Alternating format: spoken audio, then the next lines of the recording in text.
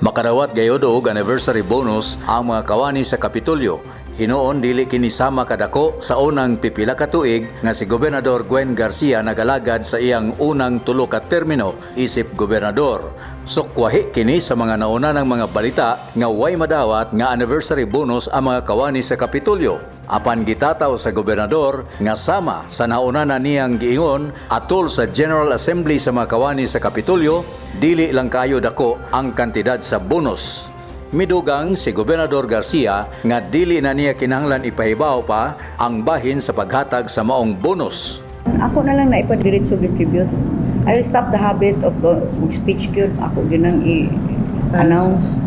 When I told you about the speech, my speech before the provincial employees, I will no longer give big fat bonuses. It did not mean nga di ko mohatag og bonus.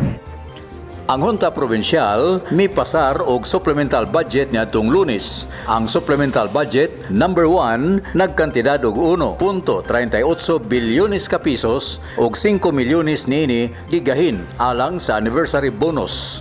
Matod pa ni Gobernador Garcia, gitugot kini sa Commission on Audit, COA, nga mamahimong muhatag og anniversary bonus tungod kay usa kadako nga milestone ang pagsaulog sa ika-450 nga tuig sa pagkalalawigan sa Sugbo.